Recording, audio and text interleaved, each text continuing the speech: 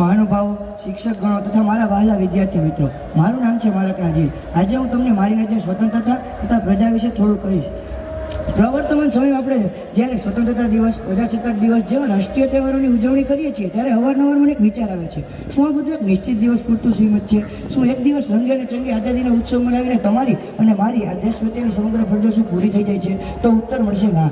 એટલે જ કહું છું કે નિત્ય બની રહીએ ભારતીય, જાતિ ભાતિના વાળા ના વિસરીએ, ઉચ્ચ નીચના મોહને ત્યજીને રૂઢી આઝાદીને સ્નેહથી સંચરીએ, નિત્ય બની રહીએ ભારતીય.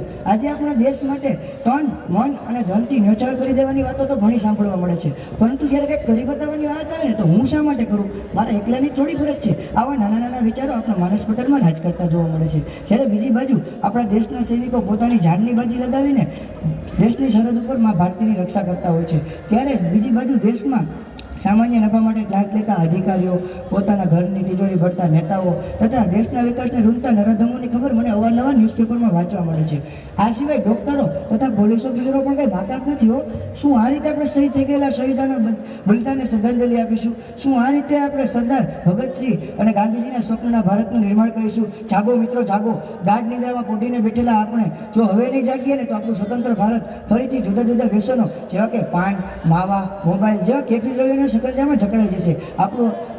આપણી યુવા પેઢી બરબાદ થઈ જશે. વ્યસનોની માયાજાળ, માણસના સ્વાભિમાન માટે બીજાને નુકસાન પહોંચાડવાની નીતિ એ આપણા દેશને પતન તરફ દોરી જાય છે. એટલે જ કહું છું કે જાગ માનવ જાગ, શ્રેષ્ઠ ભારતીય બન. યાદ કર એ શહીદોના બલિદાનને, યાદ કર એ શહીદોના બલિદાનને. જગાવ જ્યોતિ દેશ પ્રેમ અને દેશ દાદની, શસ્ત્ર શાસ્ત્ર અને શૂરવીરતાના સંગાથે વિશ્વસત્તા બનાવીએ ભારતને, વિશ્વસત્તા બનાવીએ ભારતને. 21મી સદીના 25 વર્ષ પછી અને આઝાદીના 78 વર્ષ પછી આપણે આઝાદી માટે જે સંઘર્ષો કર્યા હતા ને આપણે ક્યારેય પણ ભૂલવા ન જોઈએ. આઝાદી સમયે આપણી સામે ગરીબી, શિક્ષણ, બેરોજગારી જેવા ઘણા પ્રશ્નો હતા, પરંતુ આપણે તેનાથી અત્યારે ઘણા અંશે બહાર આવી ગયા છીએ. અત્યારે આપણી સામે પ્રદૂષણ, બરબાદ થતું યુવાધન જેવા કપરા પ્રશ્નો આવીને ઊભા છે, તો આપણે તેમાંથી બહાર આવવાના પ્રયત્નો કરવા જોઈએ. આમ છતાં આ બધી બાબતોની સાથે સાથે આજે આપણા દેશમાં એવો એક વર્ગ પણ ઉપસ્થિત છે જે આપણે સતત ને સતત પ્રગતિના પંથે લઈ ગયો છે. આજે આપણો દેશ સ્વાવલંબી બન્યો છે. આજે આપણો દેશ મજબૂત, વિકાસશીલ ભારત દેશ તરીકે સમગ્ર વિશ્વમાં ઉભરી આવ્યો છે.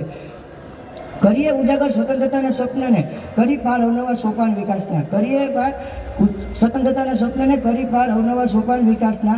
રક્ત રેડ્યું જે શહીદોએ સ્વતંત્રતામાં, બૂંદ બૂંદ એ રક્તને સોહાવીએ, બૂંદ બૂંદ એ રક્તને સોહાવીએ. વિકાસ કરીએ નિષ્ઠીના જગતમાં, વિકાસ કરીએ નિષ્ઠીના જગતમાં. વિશ્વસત્તા બનીએ ભવિષ્ય અને વર્તમાનમાં, વિશ્વસત્તા બનીએ ભવિષ્ય અને વર્તમાનમાં. અસ્તુ. જય હિન્દ, જય ભારત.